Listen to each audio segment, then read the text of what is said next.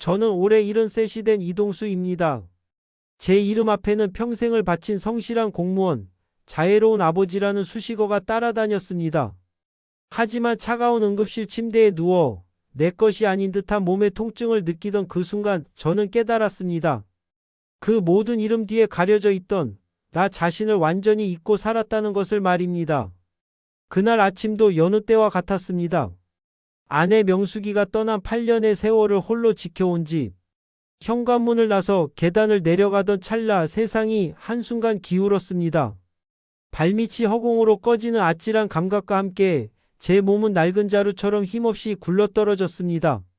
쿵 하는 둔탁한 소리는 내 몸이 부서지는 소리이자 제가 평생 쌓아 올렸다고 믿었던 삶의 성벽이 무너지는 소리였습니다.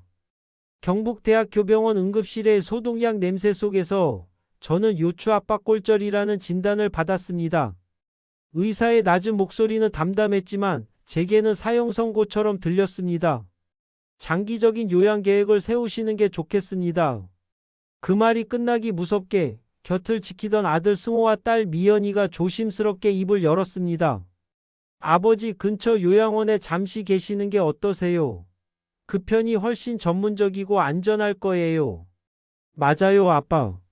저희가 자주 찾아뵐게요. 요즘 일이 너무 바빠서 정말 죄송해요. 아이들의 목소리는 걱정으로 가득했지만 그 말들은 따뜻한 위로가 아닌 차가운 유리 파편이 되어 제 가슴에 박혔습니다. 그들의 눈에는 아버지에 대한 염려와 함께 어쩔 수 없는 현실의 무게 앞에서 어서 짐을 내려놓고 싶어 하는 안도감이 스치고 있었습니다. 그 누구도 제게 묻지 않았습니다. 아버지는 어떻게 하고 싶으세요? 라고. 그 순간 제 머릿속을 스친 것은 아내 명숙이의 얼굴이 아니었습니다. 은행 창구 직원의 갸우뚱하던 표정과 함께 들려온 한마디였습니다. 이 선생님 현재 잔액은 93만 원입니다. 한때 4천만 원이 넘었던 내 청춘과 땀이 고스란히 담겨있던 통장이었습니다. 그 돈은 제 노후의 마지막 보루였습니다. 하지만 아들 승호가 첫 집을 마련할 때 나는 성벽에 가장 큰 돌을 빼내어 주었습니다. 딸 미연이의 아이들이 태권도를 배우고 발레를 하고 수영을 배우고 싶다고 할 때마다 나는 남은 돌들을 하나씩 망설임 없이 건넸습니다. 자식의 필요 앞에서 아비의 노후는 얼마든지 뒤로 미룰 수 있는 것이라 믿었습니다. 그것이 우리 세대가 배운 유일한 사랑의 방식이었으니까요. 나는 행복했습니다. 내가 여전히 필요한 존재라는 사실에 자식들의 문제를 해결해 줄 수 있는 아버지라는 이름에 안도했습니다.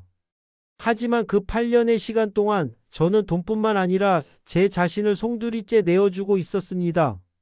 건강은 영원하지 않으며 시간은 나를 기다려주지 않고 내가 쓰러졌을 때 나를 지켜줄 수 있는 것은 결국 나 자신뿐이라는 너무도 당연한 진실을 잊고 있었습니다. 아이들은 요양원 안내 책자를 펼쳐 보였습니다. 최신 시설 정부 지원, 월 150만 원 그 숫자들은 제게 아무런 의미가 없었습니다. 월 160만 원의 연금으로 살아가는 제게 그것은 남은 삶의 모든 것을 저당 잡히라는 말과 같았습니다. 나는 고개를 끄덕이지도 젖지도 않은 채 나지막이 말했습니다. 집에 가서 조금만 생각해보마. 택시를 타고 돌아오는 길 대구 시내의 익숙한 풍경이 낯설게만 보였습니다. 평생을 살아온 이 도시에서 저는 완벽한 이방인이 된 기분이었습니다. 그때 마음속에서 하나의 목소리가 터져 나왔습니다. 이대로 끝낼 수는 없다. 내 삶이 남의 손에 의해 결정되게 둘 수는 없다. 그것은 분노가 아니었습니다. 슬픔을 넘어선 처절한 깨달음이었습니다. 아이들이 변한 것이 아니었습니다. 그들에게는 그들의 삶이 있고 그것은 지극히 당연한 일이었습니다. 변한 것은 자신의 삶에 대한 권리를 스스로 포기하고 자식들의 선의에 기대려 했던 바로 나 자신이었습니다. 집에 돌아와 먼지 쌓인 아내의 사진을 닦았습니다. 사진 속 명숙이는 여전히 환하게 웃고 있었습니다. 마치 여보, 당신은 잘 해낼 수 있어요. 라고 말하는 듯 했습니다. 저는 그날 밤 제 인생을 근본적으로 바꾸는 3가지 중대한 결심을 내렸습니다.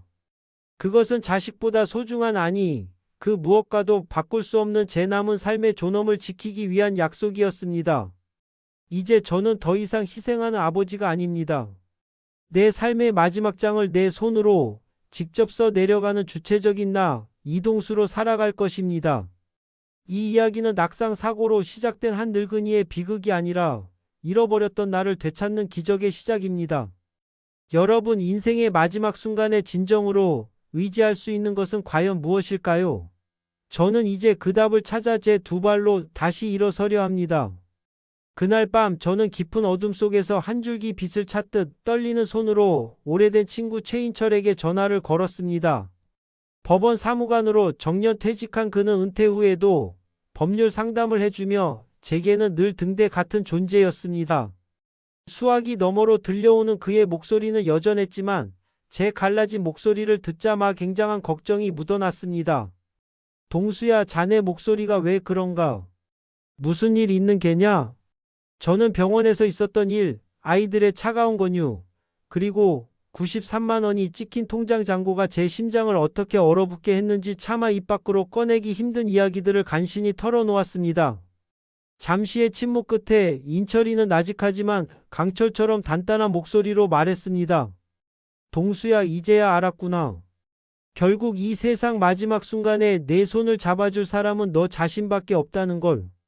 나도 한때는 너와 같았네. 모든 것을 내어주는 것이 사랑이라 믿었고 그 대가로 따뜻한 노후를 기대했지.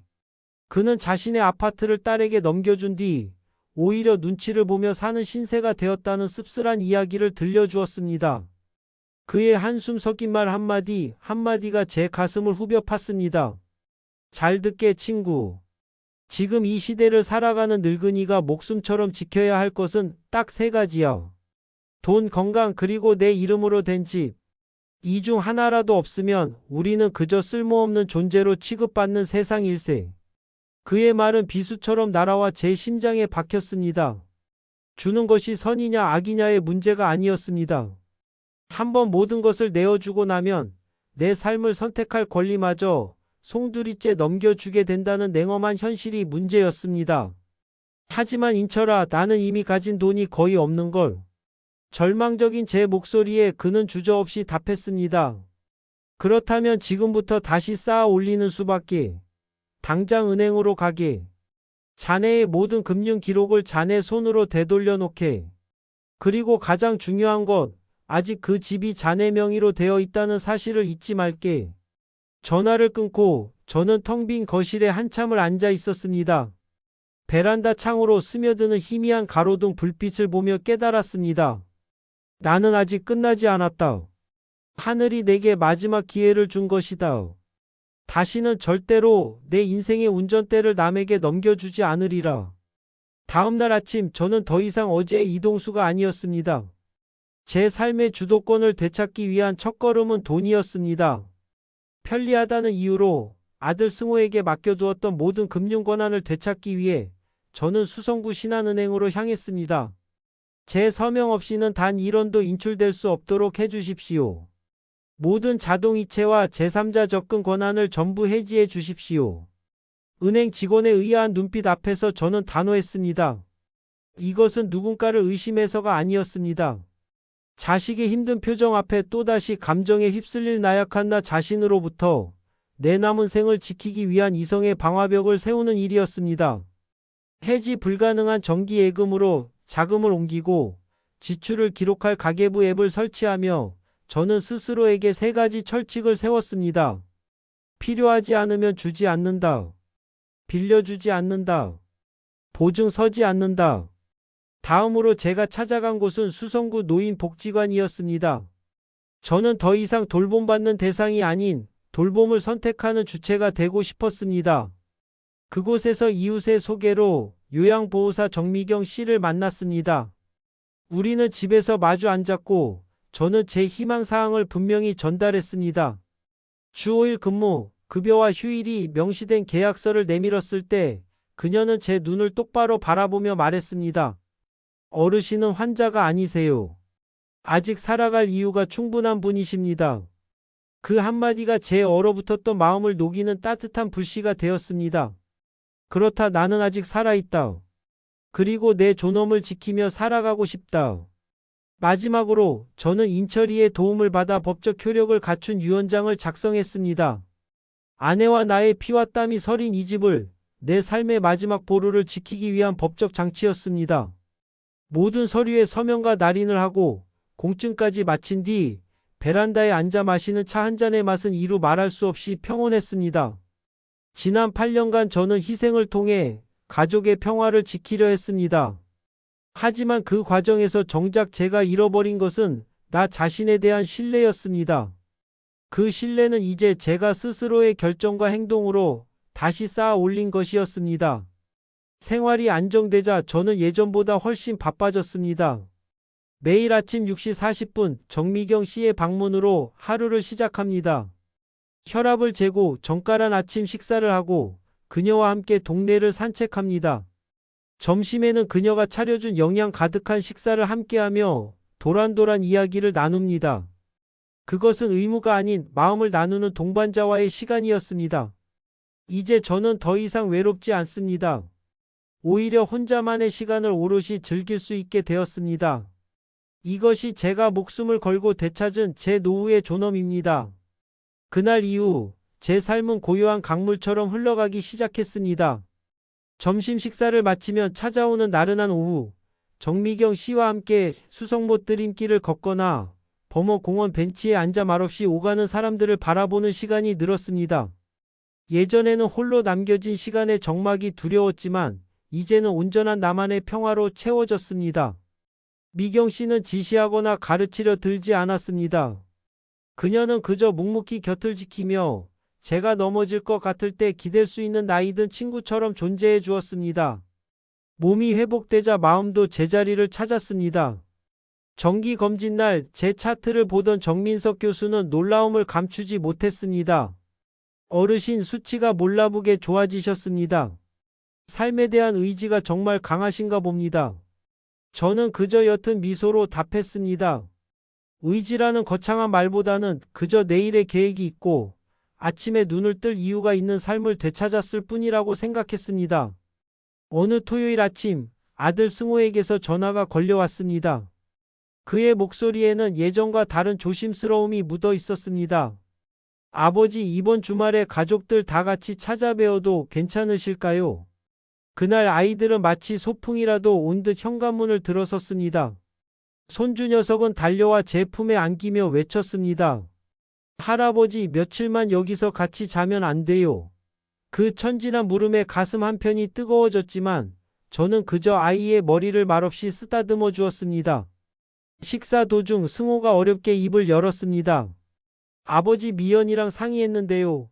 앞으로 저희가 한 달에 한 번씩 번갈아 와서 며칠씩 지내기로 했습니다. 돌봄 비용도 저희가 나눠서 부담하고요. 저는 젓가락을 들었던 손을 조용히 멈추고 아들의 눈을 바라보았습니다. 긴장한 채 제 답을 기다리는 아들의 얼굴에서 저는 지나간 세월의 후회와 앞으로 잘하고 싶다는 진심을 동시에 읽었습니다. 저는 젓가락을 내려놓고 부드럽지만 단호하게 말했습니다.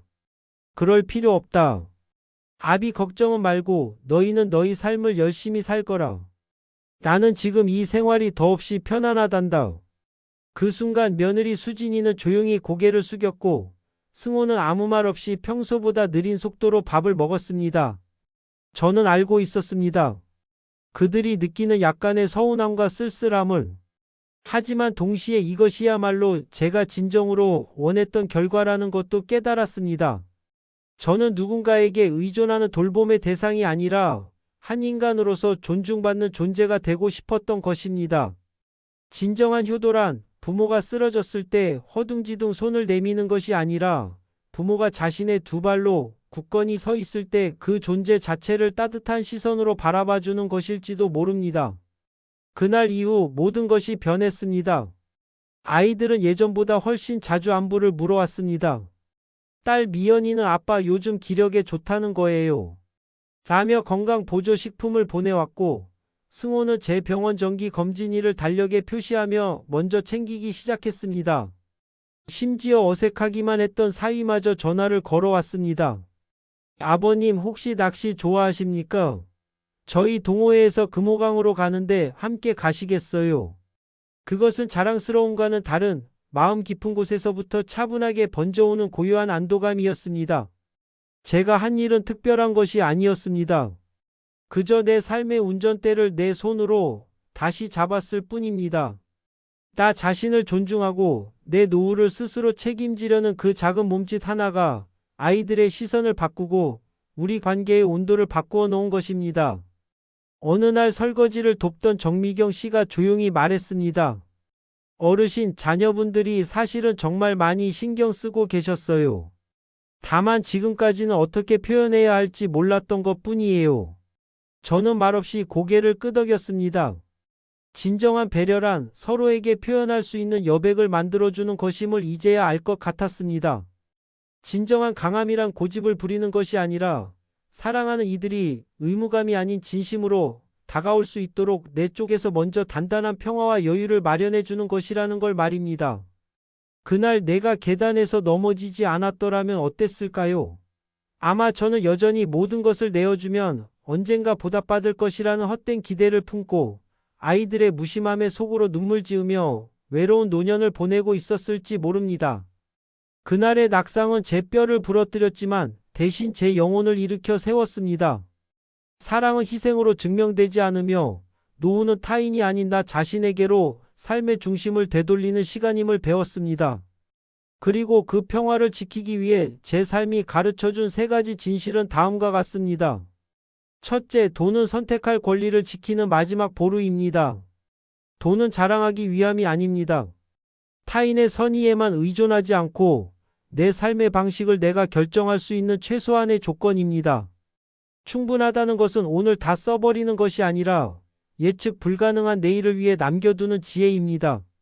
둘째, 건강은 나답게 살기 위한 마지막 자유입니다. 더 오래 살기 위함이 아니라 오늘 내가 무엇을 하고 어디에 가고 누구를 만날지 스스로 결정할 수 있는 자유를 지키기 위해 걷고 소식하고 약을 챙깁니다. 통장 잔고보다 더 중요한 것은 내 2발로 걸어갈 수 있는 힘입니다. 셋째, 집은 나의 존엄을 지키는 마지막 성입니다. 익숙한 공간이 주는 안정감, 내 손때 묻은 물건들이 주는 위로는 그 무엇과도 바꿀 수 없습니다. 이 작은 공간은 세상의 모든 풍파 속에서도 나라는 존재가 뿌리내릴 수 있는 마지막 땅입니다.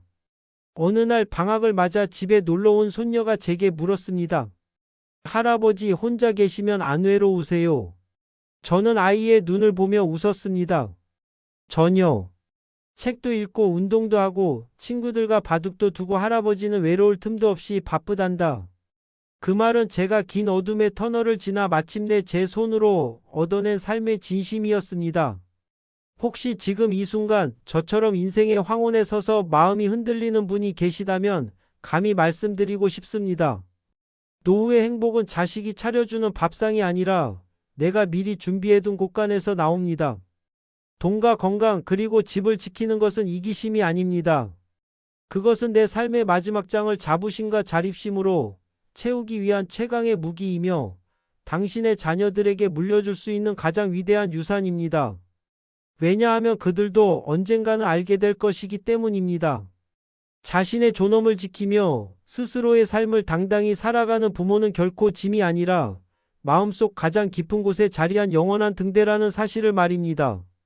지금 저는 다시 베란다에 앉아 서서히 밝아오는 여명을 바라봅니다. 아내의 빈 등나무 의자 옆에서 저는 더 이상 외롭지 않습니다. 내 인생을 내 손으로 다시 정돈한 지금 제 마음은 그저 더없이 고요하고 평온할 뿐입니다. 스스로의 삶을 온전히 책임질 때 우리는 비로소 아무것도 두려워하지 않아도 됩니다. 그것이야말로 노년에 손해보지 않는 가장 현명하고도 품위 있는 선택입니다. 끝까지 들어주셔서 감사합니다.